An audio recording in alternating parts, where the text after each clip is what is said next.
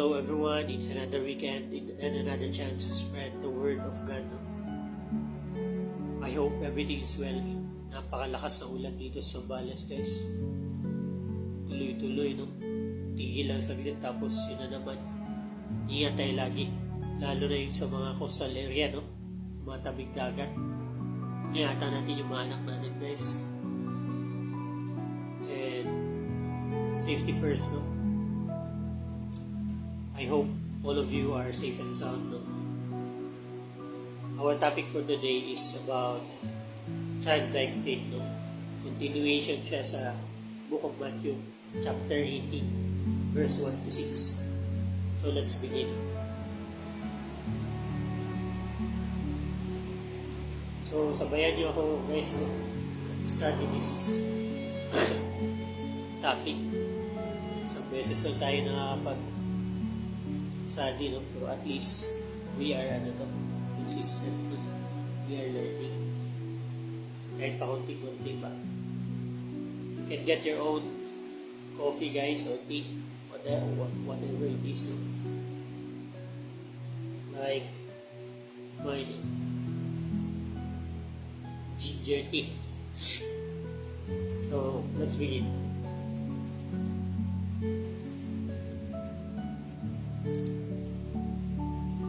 Matthew 18, 1 to 6, it is said, At the same time came the disciples unto Jesus, saying, Who is the greatest in the kingdom of heaven? And Jesus called a little child unto him, and set him in the midst of them, and said, Verily I say unto you, except you be converted and become as little children, you shall not enter into the kingdom of God. So, Jesus Christ answers the disciples' question about who is the greatest in the kingdom of heaven. No? By calling a child to his side, he teaches that true greatness requires becoming humble like a child and warns of severe consequences for those who cause vulnerable believers to sin. So, number one, the disciples' argument. The disciples ask, who is the greatest in the kingdom of heaven? They are arguing about the power and status in the world. No? Greatness means having titles, wealth, and authority. They want to know who gets VIP seats, no? Next to Jesus. Number two is the child. As an example, Jesus brings a child to the center of the group, no? In the ancient world, children had no legal rights, no power, no social status. They were totally dependent on their parents for everything. Jesus says, unless you are converted and become like children, no? You will not enter into the kingdom of heaven. So, the analysis is, think of a young toddler, no? That they do not care about being the boss. They simply trust their parents to feed them and protect them. Jesus is saying, stop trying to be the boss, no? Depend on God completely, like a child.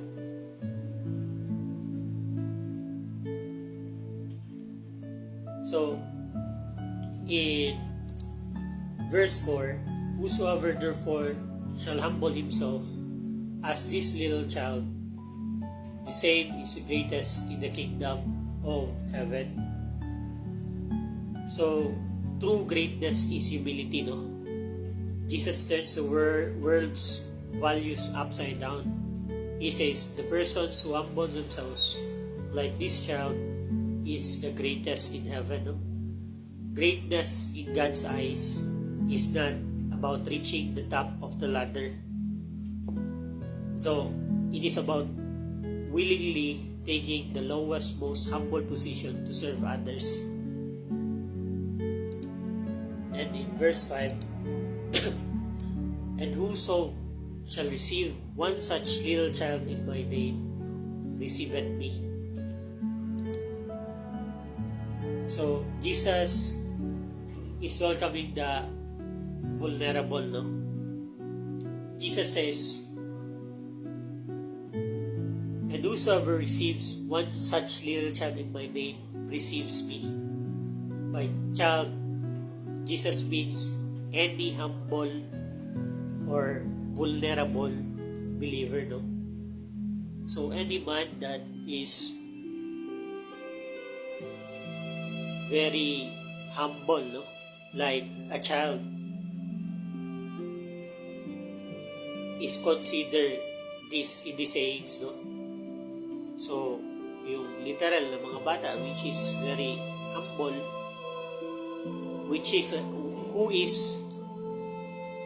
believes in who believes in God's, no? In Jesus Christ, no?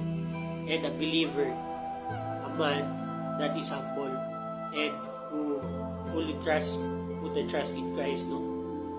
And not trying to be so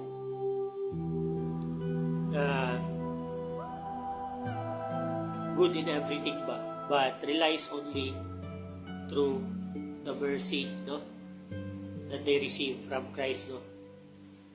So their salvation rested in Christ, no. So yun sinasabi ni Jesus Christ na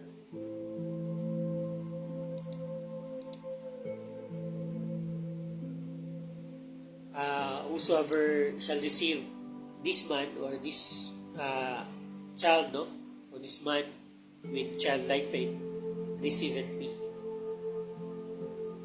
So,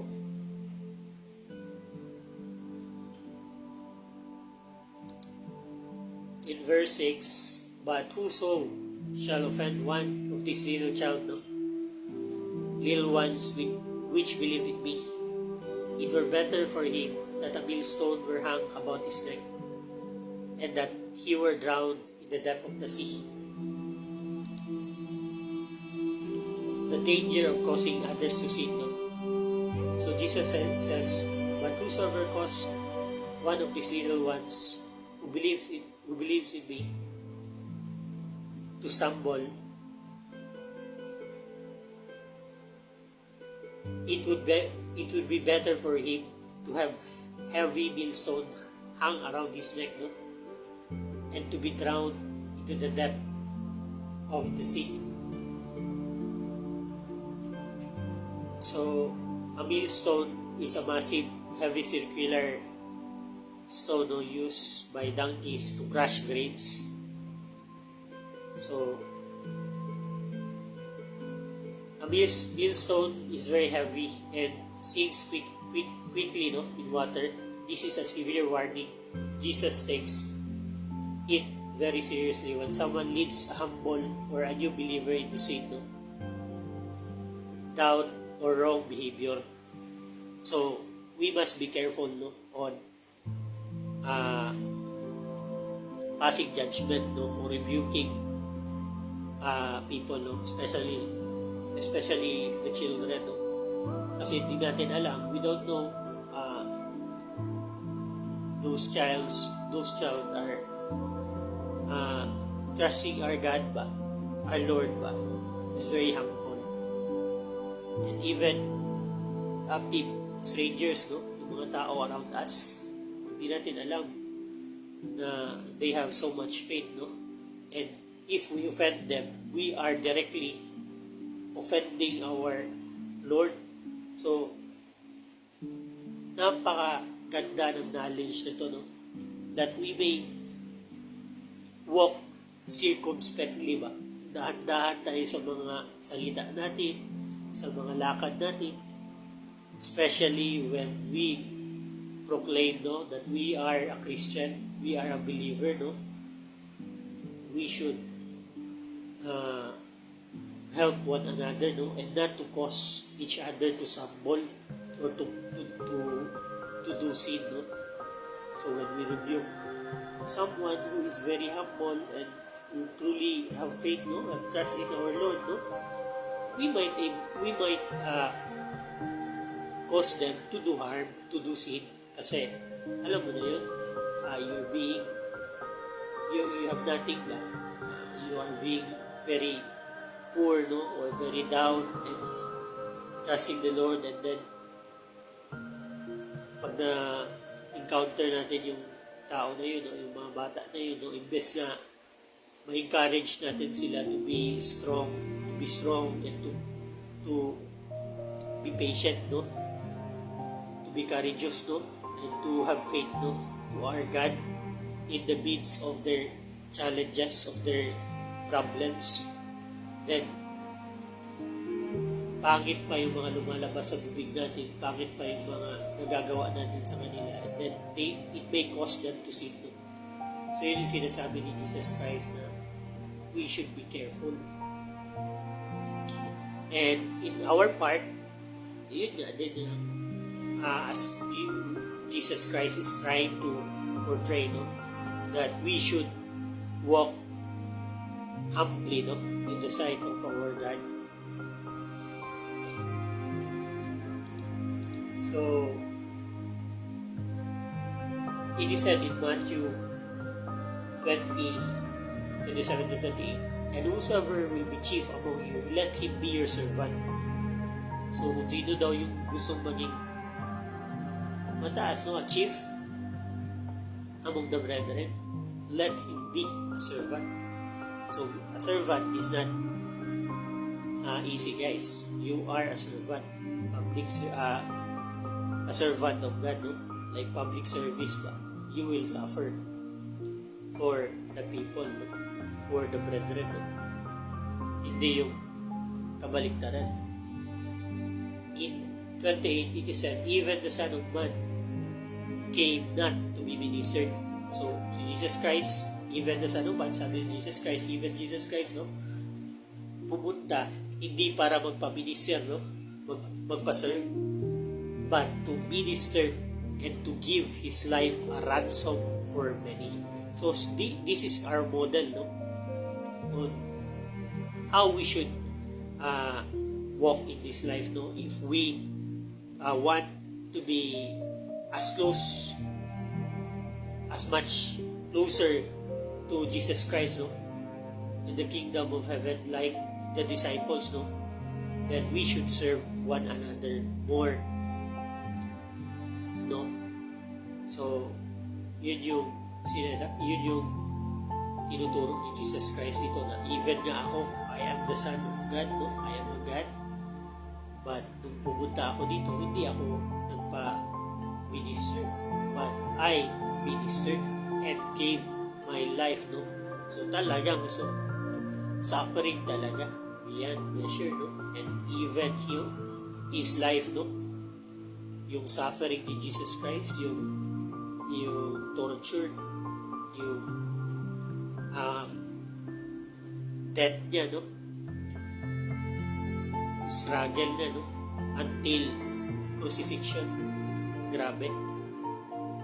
So, we know that we can reach that kind of suffering, but at least in the little things that we suffer, we remember that our Lord overcome suffering, no, beyond imagination. So our little affliction is nothing to be compared, no. So it gives us the zeal, no, it gives us the fuel to become courageous, no, to be able to overcome and to be a model also to others, to be a light, to be a source of hope for others, not a cause of a stumbling block. It means a brick ba to make our brethren stumble, no? Matumba, matisod. But we are a ladder, no? Or bangkito ba? To exalt the feeble-minded, no? It is said in the scripture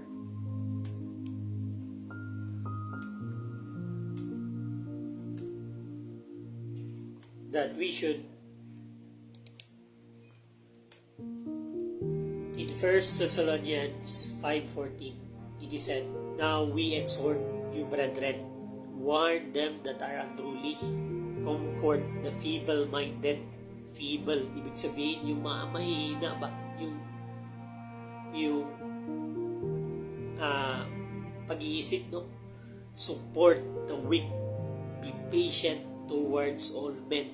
So if you are blessed, no, with a composed, strong mind, then we are asked by our God to serve more, or with great power, no, comes up with great responsibility. So God, if you know that you are wise, no, indulge with knowledge, good, better than anyone else, no, be above mediocre ba, then Christ is expecting more of you, no, to serve more. So yun yung totoo. And being a servant is not easy, no? It comes with suffering, no? Comes with stress.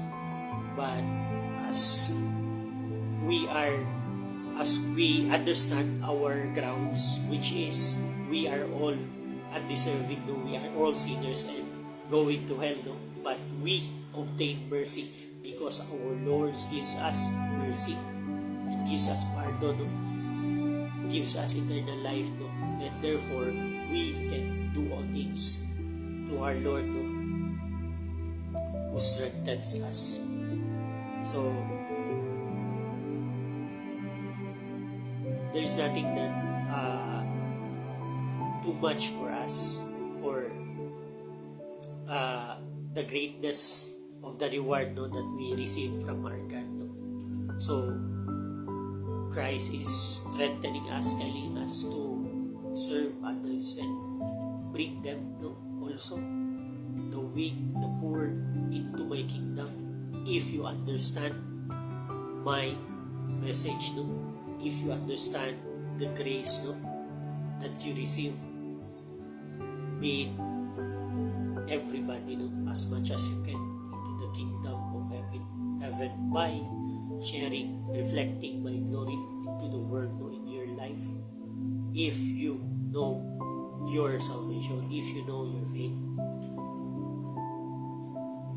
So in 2 Chronicles 7:14 it is said, if my people which are called by my name shall humble themselves and pray and seek my face and turn from their wicked ways, then will I hear from heaven and I will forgive their sins and will heal their land. In James 4:6, but he giveth more grace. Wherefore he said, God resisteth the proud, but giveth grace unto the humble. So this is, yung mga verse na to, guys, is about humility, no? Philippians 2:3, let nothing be done through strife or vain glory, but in lowliness of mind, let each esteem other better than themselves. So, let us esteem each other, no?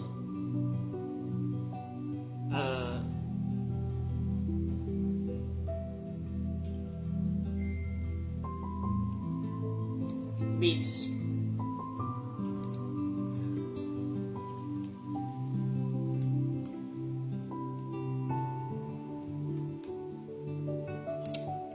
it instructs believers to avoid acting out of selfishness, pride, or desire to win arguments. So, instead, it commands them to be genuinely humble, treating others as more significant than themselves, and prioritizing the needs of well-being of the people around them. So, to treat others, no, better than ourselves. Yun yung sinasabi dito. To be low, but in lowliness of mind, let each team other better than themselves. Better than, let us support, no, each other better than ourselves, no.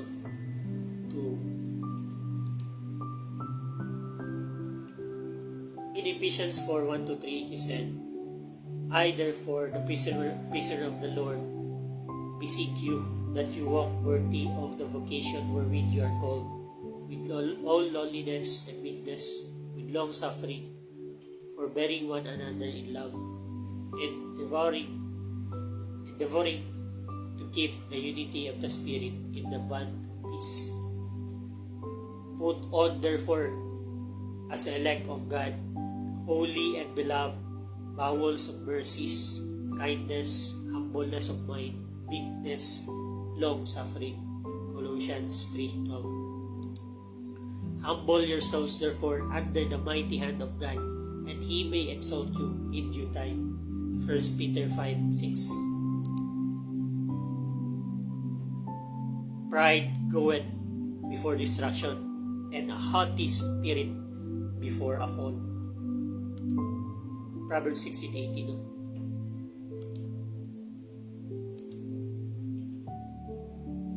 So the last one is in 1 Peter 3:8. It said, finally, be you all of one mind, having compassion one of another, love as brethren, be pitiful, be